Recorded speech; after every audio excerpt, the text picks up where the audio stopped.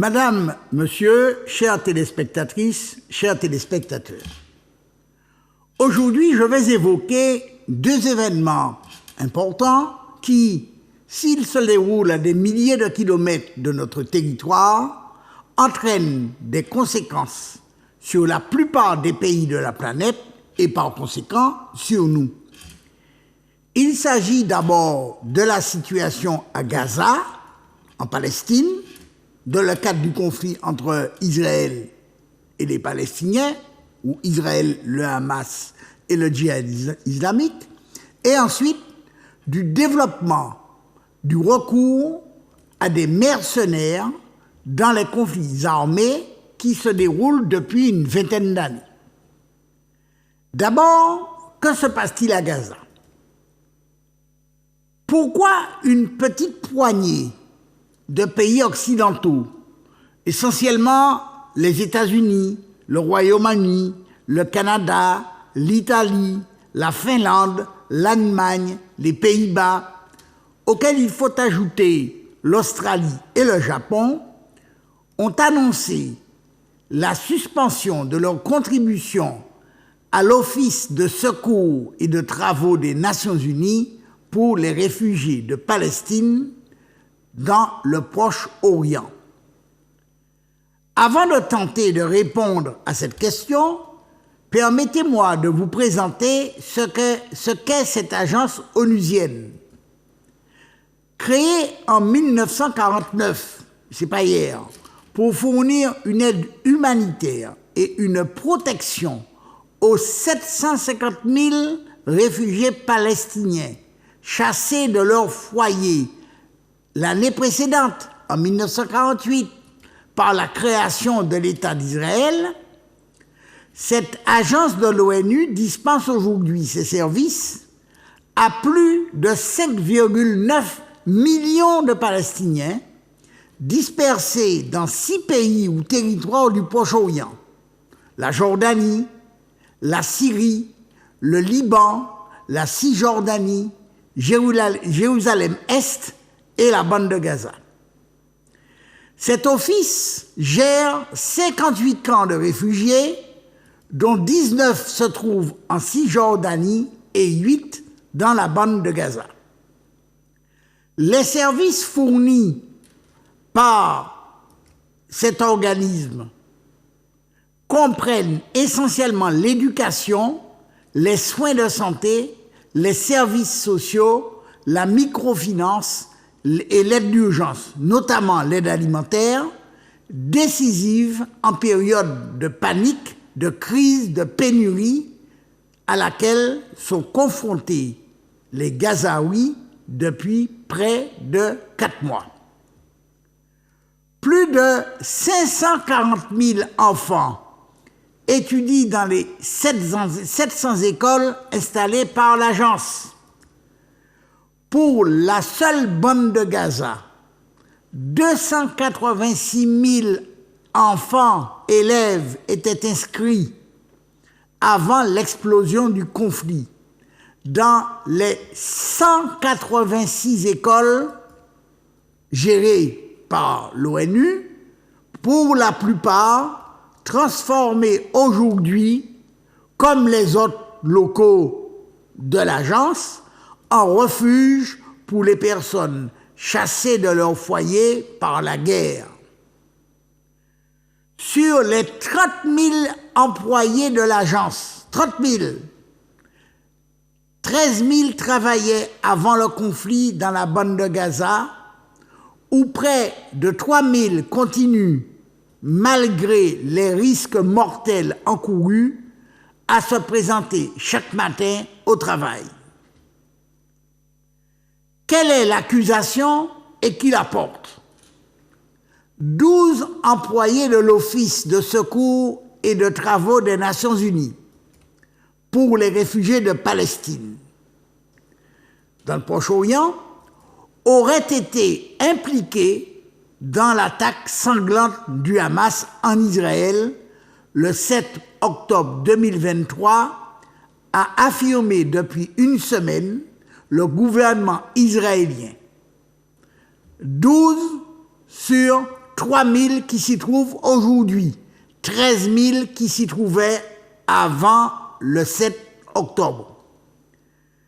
Qu'y a-t-il de vrai dans ces accusations israéliennes? Difficile de le savoir.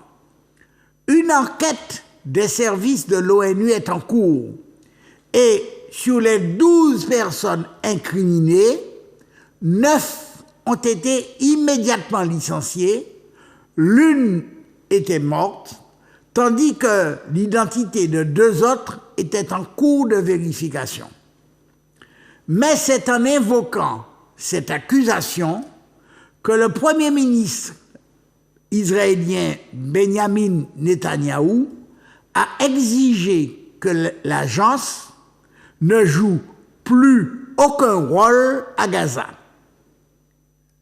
Le plus grave est que le Premier ministre israélien a convaincu plusieurs pays, ceux que j'ai nommés tout à l'heure, États-Unis, Royaume-Uni, Australie, Canada, Italie, Finlande, Allemagne, Pays-Bas et Japon, donc la sphère occidentale, on va dire, de suspendre leur financement qui représente 440 millions de dollars. La France, pour sa part, a annoncé qu'elle décidera le moment venu de la conduite à tenir. Une réponse de Ponce Pilate en somme. Or, en 2022, sur 1,17 milliard de dollars du budget de l'Office pour les réfugiés palestiniens, c'est bien moins que le seul budget de la CTM en 2022, 44 millions provenaient de l'ONU, tandis que l'essentiel était constitué de dons de pays membres. Avec cette suspension, au moins 40% manqueront à l'appel. Mettre en cause une agence des Nations Unies qui s'occupe de 6 millions de réfugiés palestiniens, dont 2 millions dans la seule bande de Gaza, au motif que 12 employés de l'agence auraient possiblement participé à l'attaque du Hamas, c'est ce que nous appelons, nous, Martiniquais, brûler en caille pour tuer en rat. Comment expliquer cette situation? L'hostilité de Benjamin Netanyahou, le Premier ministre israélien, à l'égard de l'Office des Nations Unies pour les réfugiés palestiniens, ne date pas d'hier. Depuis son accession au pouvoir dans les années 80, sa détestation de l'Office est due au fait que, par sa seule existence, elle incarne la permanence de la question de Palestine et du droit des retours des réfugiés. Droit que les Palestiniens jugent inaliénable et imprescriptible, mais droit que Netanyahou, comme bon nombre d'Israéliens, tiennent pour inacceptable parce que, naturellement, il implique des réparations humaines et financières que les Israéliens refusent catégoriquement.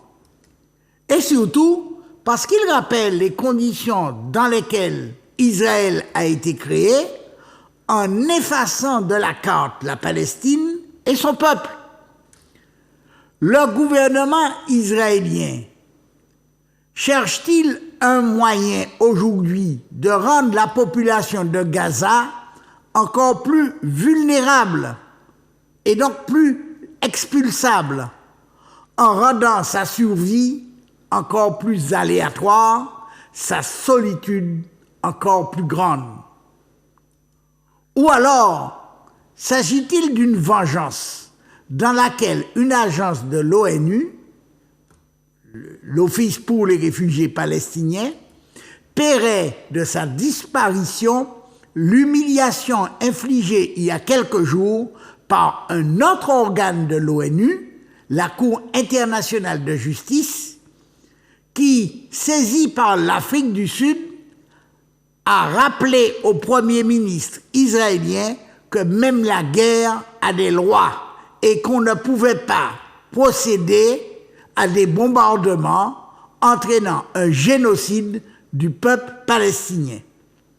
En effet, la coïncidence entre l'ordonnance de la Cour internationale de justice ordonnant à Israël de prendre des mesures immédiates et efficaces pour permettre la fourniture des services de base et de l'aide humanitaire, pour remédier aux conditions de vie défavorables auxquelles sont confrontés les Palestiniens dans la bande de Gaza, et l'annonce de l'implication d'employés de l'Agence des Nations Unies pour les réfugiés dans l'attaque du Hamas est-elle due à un simple hasard?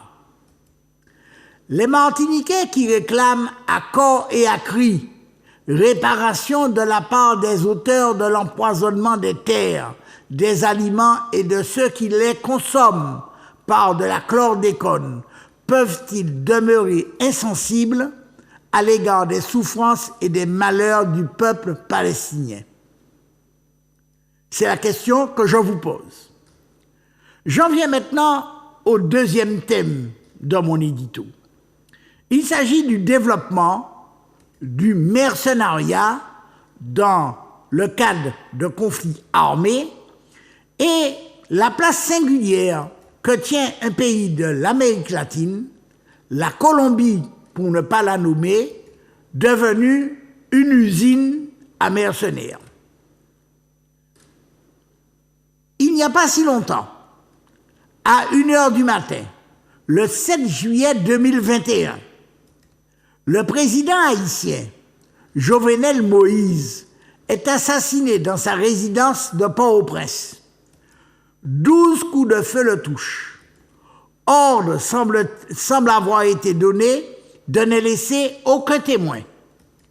Sa femme parvient toutefois à survivre à la fusillade en se faisant passer pour morte, cependant que ses enfants réussissent à s'échapper. 48 heures plus tard, on apprend le nombre et la nationalité des assassins. Ils étaient 26, tous colombiens. En réalité, la cruauté de l'exécution valait déjà signature.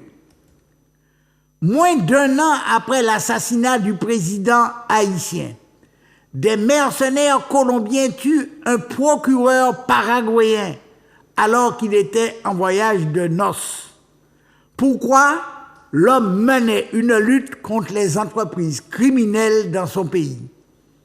Et puis en août dernier, ce fut le tour d'un autre dirigeant politique, candidat à la présidence de l'Équateur.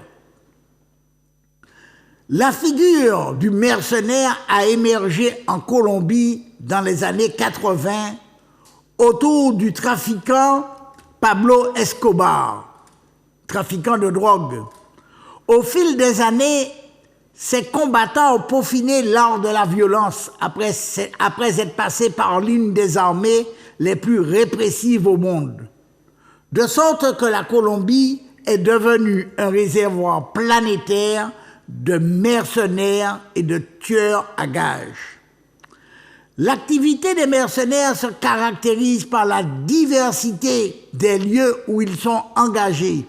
Syrie, Liban, Irak, etc.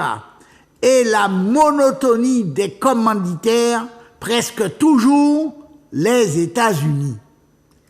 Quelques 10 000 militaires colombiens ont servi comme mercenaires au Proche-Orient au cours de la dernière décennie, la plupart d'entre eux engagés par les Émirats arabes unis et presque tous d'anciens soldats professionnels. Où sont-ils maintenant? Eh bien, je vous le donne en mille. Ils sont en Ukraine, pays dont la plupart ignoraient jusqu'à l'existence. En effet, lorsque Kiev a commencé à avoir besoin de troupes, les candidats colombiens se sont manifestés au point que ce type d'exportation est devenu une spécialité du pays latino-américain. Car ce ne sont plus des contingents de volontaires en quête d'aventure, galvanisés par la détestation de la Russie ou proches de certains groupuscules locaux d'extrême droite.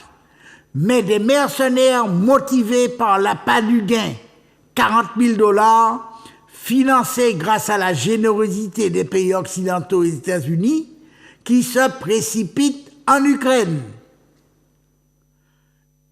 Pour ce qui concerne les Colombiens, vendant tout ce qu'ils possèdent, ils arrivent en Ukraine en passant par la Pologne avant d'être versés dans des troupes combattantes. Ce que vous devez savoir, c'est que les mercenaires ne sont pas protégés par le droit international humanitaire. Ils ne sont considérés ni comme des combattants, ni comme des civils, mais comme des tueurs à gages. Quand l'un d'eux meurt en Ukraine, il n'est pas rare qu'il n'ait aucune sépulture. Les autorités ukrainiennes envoient à leurs proches une petite boîte contenant une médaille, jamais l'argent qui leur est dû en vertu de leur contrat. Et la France dans tout ça? Macron assure qu'il n'y a pas de mercenaires français se battant en Ukraine. Pourtant, cela est faux. Le 17 novembre 2023, France Info publiait un reportage titré ainsi « Ukraine. Pour pallier le manque d'hommes, l'armée doit faire appel à des mercenaires. » Cette information de France Info a été évidemment largement publiée. Voici son contenu. Au début de la guerre, l'Ukraine avait lancé un appel aux volontaires étrangers pour venir se battre contre la Russie.